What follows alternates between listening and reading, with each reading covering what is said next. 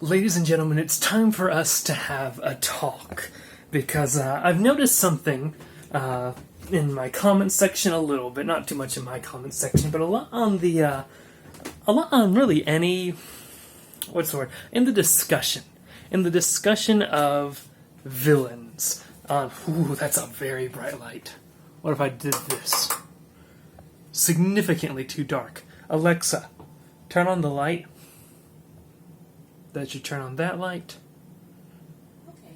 And there we go. So, something I've noticed in the discourse when it comes to villains, what it takes to write a good villain. And I've seen a lot of people say, you need to make us care about the villain. You need to make us sympathize with the villain. You need to make us understand where the villain's coming from. And then they'll throw out ideas of, like, maybe make them lose, like, a family member, and that's why they hate whatever it is they're going against, which is, in turn, what the hero is for, or something like that. But what I think a lot of people aren't realizing is that in this pursuit of making relatable villains, you are just creating heroes. You're just creating any other character when the role of a villain is a very specific role that can't just be messed around with other, I'm hesitant to say the word tropes, but other things that are typical of not villains. With villains, here's the ultimate point to make a good villain. Here's what it takes to make a good villain. A good villain has to recontextualize and make us understand our hero in a different way than we did before.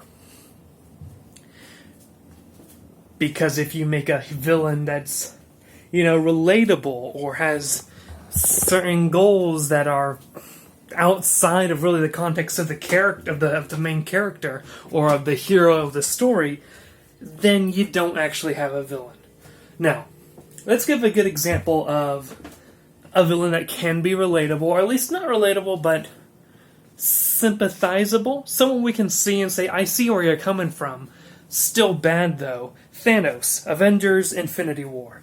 Thanos has his goal of wiping out half of the population of the world, or of the universe, in order to deal with resource scarcity. He explains how he comes from a planet that was destroyed by resource scarcity. And this is sort of a weird example because Infinity War also frames Thanos as a hero, but he also operates as a villain that makes us recontextualize our heroes and the fact that they're going against someone who's a hero, but their end goals are not the same. Thanos wants to wipe out... Ultimately, it comes down to morals, I guess, to how you save people. One wants to wipe out half the universe, and Endgame really hammers home what was needed with Thanos' character, with revealing that, no, at the end of the day, he's still just a psychopath. Doesn't matter. Well, he might have taken a different route to get there, but he's still a psychopath. Let me give you a bad example of trying to characterize a villain as something, as what I've just described, and that is Ben Solo Kylo Ren. I've seen him pointed out before in Rise of Skywalker. Rey's goal is to stop Emperor Palpatine. Okay. Kylo Ren's goal is ultimately to stop Emperor Palpatine. Now, Kylo Ren's an interesting case because part of the point of Rise of Skywalker is to make him turn to the light side by the end. But in the context of the greater trilogy, of the sequel trilogy, Kylo Ren's storyline, from a thematic standpoint, or at least from authorial intent, I guess we can say, from that standpoint, doesn't make sense, because he's clearly written as a villain. There's hints that he might be good, but ultimately, he is our main villain. Palpatine, it's not like the original trilogy, where, it's understood that Palpatine is behind the scenes of everything. Palpatine doesn't really get thrown in until the very end of the last movie, where they really hammer home Kylo Ren's final characterization. But throughout most of the movie, Rey and Kylo Ren have the same goals and are working for the same objective. And there really isn't even a question of morality when it comes to it. When you take Transformers Cybertron, where the Autobots and the Decepticons both have the same goal of collecting the cyber planet keys. The morality they use, the way the Decepticons deal with local people when they're trying to get the keys, and what they want to use the keys for, those are two very different motivations, even though on paper they're both after the cyber planet keys. But the Autobots and the Decepticons, like I just said, I'm repeating myself, go through it by different means and have different end goals. They're just doing the same thing. Rise of Skywalker, Kylo Ren, Rey are doing the same exact thing with essentially the same goals, with really not really too much to show like a difference in morality besides like the First Order ruffling up some local people every now and then. So I think one of our problems with villains in a lot of modern media is because in modern media we found the idea of, because like before we had the trend in modern media, we had villains that were just insane, evil, and ultimately boring when compared to the main character or the heroes. Exceptions to this would be Joker, where they take his randomness and evilness to the extreme. But for any other villain like that, or not like that, any other villain from that time period, they're boring and not really memorable. They're like the stereotypical 80s cartoon villain. So writing has moved to adapt to the weaknesses of those characters, write those characters better as characters. But the thing is, we've sort of lost the idea of what makes a good villain when it comes to writing villains, and we've been writing villains as good characters rather than just good villains. And so you get a lot of, and I'm a strong believer in, the gray versus gray morality system. But there comes a time when you're reading a story where sometimes it can get confusing as to which side you're supposed to root for. Take the IDW Transformer comics, for example. They really tried to go the sympathetic route with the Decepticons. With Megatron, they really showed you how the Decepticons were oppressed and they rose up with Megatron Origin.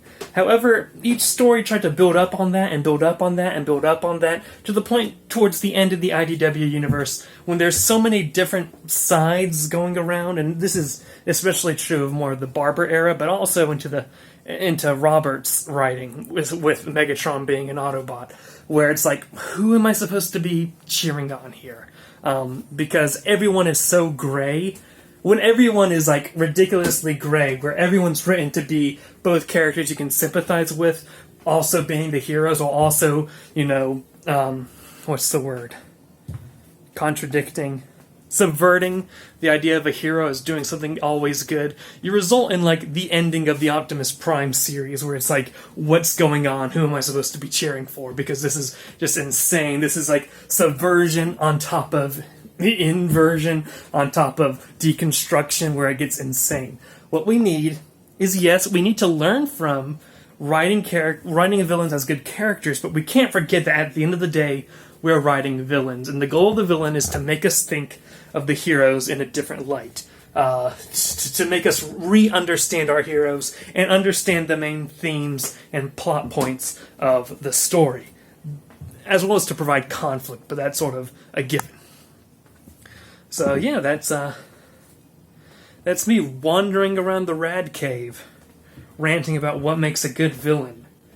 Don't try to make us love your villain as a character, or else you don't have a villain. Take Loki, for example. Loki started off as a villain, but, grew a fan base around him, and then they made him more and more sympathetic as time goes on, to the point where you really can't describe Loki as a villain anymore. Yeah. But also, don't go the route of someone like countless other Marvel villains, where they sort of go with the 80s playbook of just make them evil and don't bother developing beyond that. Don't do that. Find a midway. Find a Thanos. Something like that. These aren't perfect examples, but I hope you get the idea of what I'm trying to talk about. Yeah, social media links in the description. Don't forget to subscribe.